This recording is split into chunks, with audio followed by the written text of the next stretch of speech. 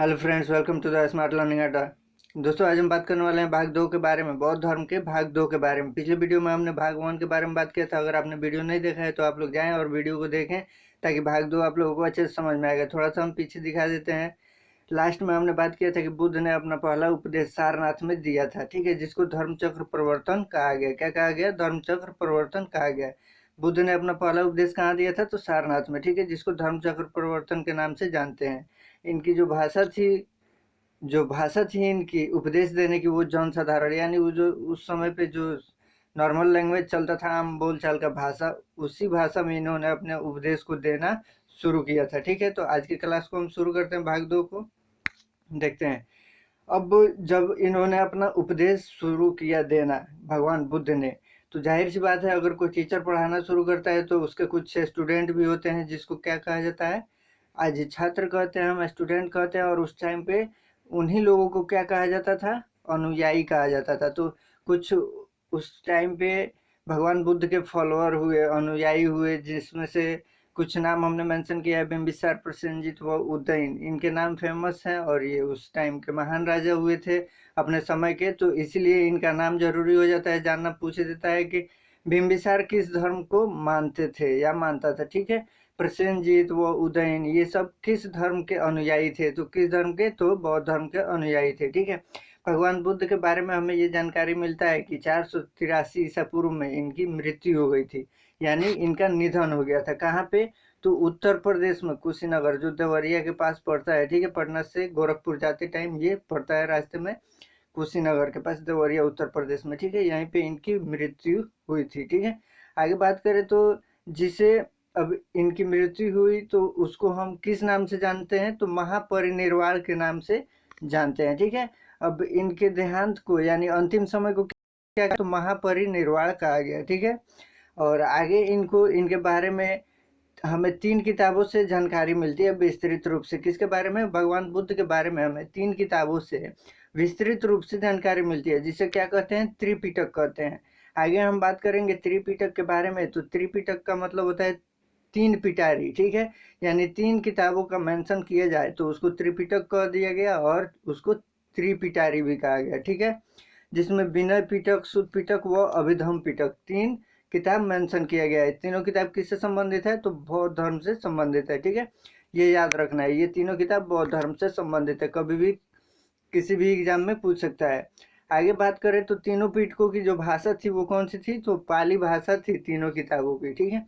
त्रिपिटक का शाब्दिक अर्थ क्या होता है? तो त्रिपिटारी या 3 पिटक, जो हमने पीछे बताया था, तीनों किताबों को मिला करके जब बनता है तो त्रिपिटारी या 3 पिटक कहा जाता है। अब बुद्ध चरित्र की जो रचना होती है संस्कृत भाषा में अश्वघोष द्वारा एक रचित महाकाव्य है, ठीक है। बुद्ध चरित्र, जिसमें भगवान बुद्ध के बारे में हमें जानकारी मिलता है, यह एक संस्कृत भाषा में किसके द्वारा? अश्वघोष के द्वारा रचित एक महाकाव्य है, जिससे हमें भगवान बुद्ध के बारे में और अधिक जानकारी प्राप्त होता है, ठीक है। बौद्ध धर्म के लोग क्या थे? बौद्ध धर्म के लोग पुनर्जन्म में विश्वास रखते थे, ठीक है। पुनर्जन्म में हर किसी का अपना अपना मानने का तरीका होता है। जो बौद्ध धर्म के लोग थे वो पुनर्जन्म में विश्वास करते थे। बुद्ध के अनुयायी को 2 वर्गों में विभक्त किया गया था। उस टाइम पे जो बौद्ध धर्म के अनुयायी थे उनको 2 वर्गों में विभक्त किया गया था, जिसमें पहले आते थे भिक्षुक, जो संन्यास ग्रहण करके प्रचार करने वाले थे, ठीक है। यानी भिक्षुक लोग ऐसे थे जो सन्यासी के रूप में अपना जीवन व्यतीत करते थे और फिर अपने धर्म का प्रचार करते थे। अब जैसे अभी हम एग्जाम्पल आप लोगों को देंगे। अब एक उपासक हो गए, दूसरे कौन थे? उपासक थे, जो गृहस्थ जीवन व्यतीत करते हुए बौद्ध धर्म को मानने वाले थे, ठीक है। तो ये गृहस्थ जीवन, जैसे आजकल हम देखते हैं मठ पे यानी मंदिरों पे एक साधु होते हैं जो कंप्लीट रूप से अपने आप को मंदिर के लिए सौंप चुके होते हैं, और एक वैसे लोग होते हैं जो आम जीवन की तरह यानी अपने फैमिली के साथ रहते हुए भी भगवान को मानते हैं, और एक वैसे लोग होते हैं जो केवल भगवान को ही मानते हैं, उनको अपने फैमिली से यानी अपने परिवार से कोई मतलब नहीं रह जाता है। तो ये 2 प्रकार के होते हैं। तो जो अपने फैमिली से दूर रहते हैं उनको सन्यासी कहा जाता है, भिक्षुक कहा जाता है। और जो अपने परिवार को देखते हुए, अपने परिवार के साथ रहते हुए जो भगवान की उपासना करते हैं, उनको क्या कहते हैं? उपासक कहते हैं, ठीक है।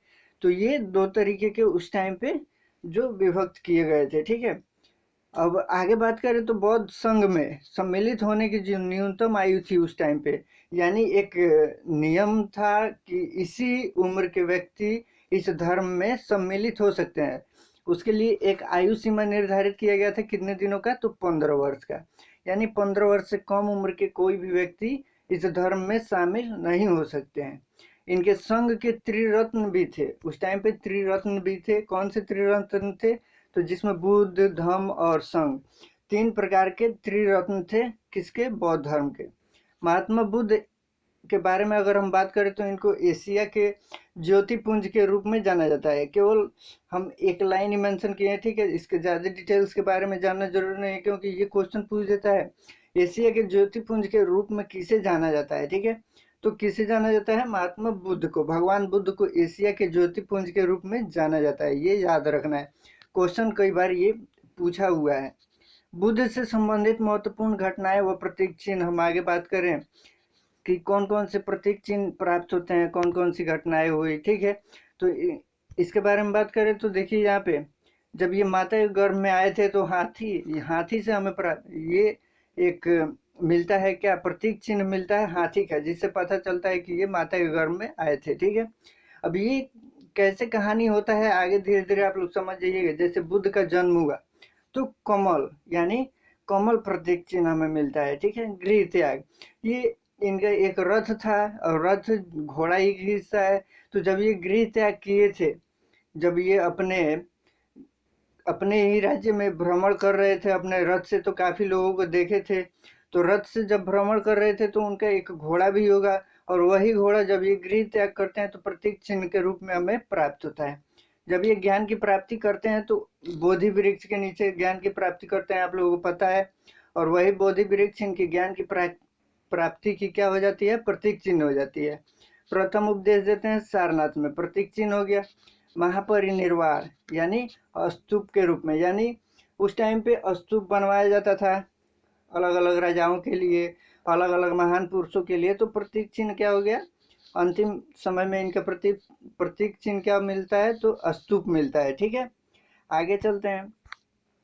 तो अब ये इनके जाने के बाद क्या होता है कि इनके जो अनुयायी होते हैं ये अलग अलग तरीके से बौद्ध सभाएं करते हैं। ठीक है, अब कौन कौन सी बौद्ध सभाएं होती हैं, कितनी होती हैं, कैसे होती हैं, इससे क्वेश्चन पूछता है। तो आइए फटाफट देख लेते हैं। प्रथम बौद्ध सभा कहाँ होती है, तो 483 ईसा पूर्व में। स्थान कौन सा, तो राजगृह में। राजगृह में प्रथम बौद्ध सभा होता है, जिसके अध्यक्ष होते हैं महाकश्यप। उस टाइम पे जिस राजा का शासनकाल चलता है उसका नाम है अजातशत्रु। यानी प्रथम बौद्ध सभा किसके शासनकाल में, तो अजातशत्रु के शासनकाल में क्वेश्चन पूछ देता है। ठीक है, 483 ईसा पूर्व में अजातशत्रु के शासनकाल में प्रथम बौद्ध सभा कहाँ पे हुआ था, राजगृह में हुआ था। अब हर बौद्ध सभा के पीछे एक रीजन होता है, यानी कोई भी अगर सभा बैठाया जा रहा है तो उसका एक मोटिव होता है कि ये सभा किस लिए बैठाया गया है। तो विनय पिटक, यानी जो त्रिपिटक के बारे में हमने बात किया था, सुत पिटक, विनय पिटक और अभिधम पिटक। तो इस टाइम पे प्रथम बौद्ध सभा में क्या होगा कि विनय पिटक एवं सुत पिटक का संकलन किया जाएगा। संकलन करने का मतलब होता है कि जैसे कोई किताब अगर लिख के कंप्लीट हो गया है तो उसको मार्केट में लाने के लिए उसका एक छोटा सा क्या किया जाता है, सभा बैठा के, और उसका विमोचन किया जाता है। सेम प्रोसेस उस टाइम पे भी किया जाता था। ठीक है, तो संकलन किया गया प्रथम बौद्ध सभा में। द्वितीय बौद्ध सभा में क्या होता है, तो द्वितीय बौद्ध सभा में 383 ईसा पूर्व में सबसे पहले ये हुआ। ठीक है, यानी 100 साल के बाद, 483 के बाद 383 ईसा पूर्व में। ठीक है, स्थल यानी स्थान कौन सा है, तो वैशाली स्थान चुना गया। अध्यक्ष उस टाइम पे साबाकामी, यानी साबाकामी नामक एक व्यक्ति थे जो अध्यक्ष बने। और उस टाइम पे जो शासन चल रहा था कालाशोक का, कालाशोक के शासनकाल में ये 383 ईसा पूर्व में द्वितीय बौद्ध सभा हुआ। कहाँ पे, वैशाली में। अब यहाँ पे कार्य क्या हुआ, तो बौद्ध संघ में फूट, यानी बौद्ध संघ में फूट हुआ, और जो अनुयायी थे वो दो भागों में विभक्त हो गए। जो पहले हुए वो स्थिर वीरवादी हुए, और दूसरे कौन से, तो महासंघिक हुए। आगे इन दोनों के बारे में बात करेंगे कि ये दोनों कैसे कार्य करते थे और इनका क्या अलग अलग अपना रूल रेगुलेशन बना। ठीक है, सबसे पहले हम बात कर ले तृतीय बौद्ध संहिता के बारे में। तो यहाँ पे ये 255 ईसा पूर्व में तृतीय बौद्ध संहिता हुआ, जिसका पाटलिपुत्र में सभा बैठाया गया। ठीक है, इसके शासक अशोक थे उस टाइम पे, और मोगलीपुत्र 30 अध्यक्ष बने थे। ठीक है, अब यहाँ पे कार्य क्या हुआ, तो अभिधम्म पिटक, यानी जो तीसरा पिटक बच गया था त्रिपिटक में से, तो अभिधम्म पिटक का संकलन इस टाइम पे किया गया। कब, तो तृतीय बौद्ध संहिता में। आप लोग याद कर सकते हैं कि सुत्त पिटक और विनय पिटक प्रथम बौद्ध सभा में, ठीक है, और तृतीय में क्या हुआ, तो तृतीय में अभिधम्म पिटक हुआ, अभिधम्म पिटक का संकलन किया गया। द्वितीय में क्या हुआ, तो द्वितीय में 2 भागों में विभक्त हो गया। क्या, बौद्ध, बौद्ध के जो अनुयायी थे वो 2 भागों में विभक्त हो गए। द्वितीय में 2 भागों में विभक्त, तृतीय में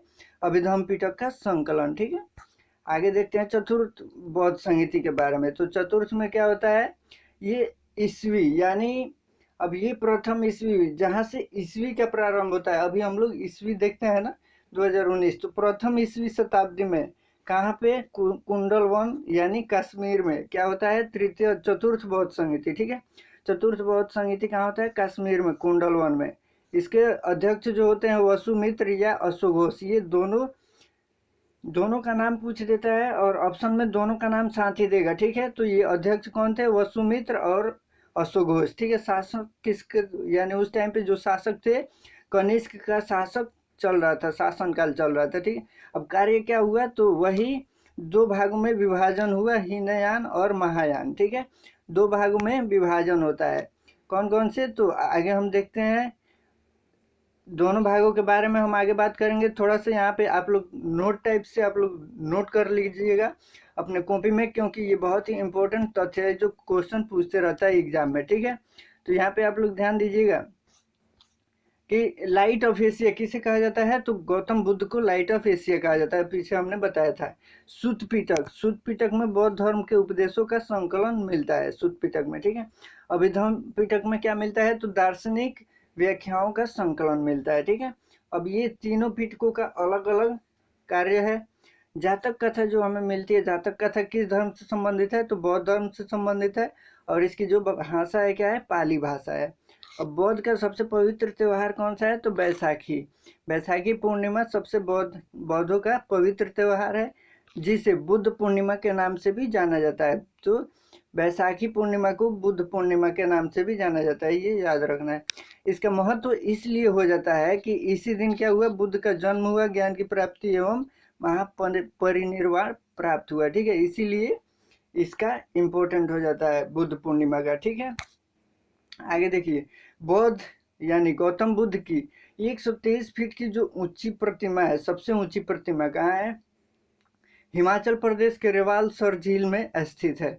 ये क्वेश्चन पूछ सकता है क्योंकि इनकी सबसे बड़ी प्रतिमा वहीं पे हिमाचल प्रदेश के रेवाल सर झील में उपस्थित है। ठीक है, अब जो 2 भागों में विभक्त तो होता है, उन दोनों भागों के बारे में हम बात करते हैं। तो सबसे पहले हीनयान, अब इनके बारे में बात करें तो यह बौद्ध धर्म का प्राचीन रूप है। हीनयान बौद्ध धर्म का प्राचीन रूप है। यह कठोर मार्ग, यानी इसके द्वारा कम लोग निर्वाण प्राप्त करते हैं, यह कठोर मार्ग है। ठीक है, यहाँ पे है कर लीजिएगा आप लोग, थोड़ा सा इरर हो गया है। ठीक है, तो यह हीनयान जो है इनके द्वारा बताया जाता है कि यह कठोर मार्ग है। ठीक है, इसके द्वारा बहुत कम ही लोगों को निर्वाण प्राप्त होता है।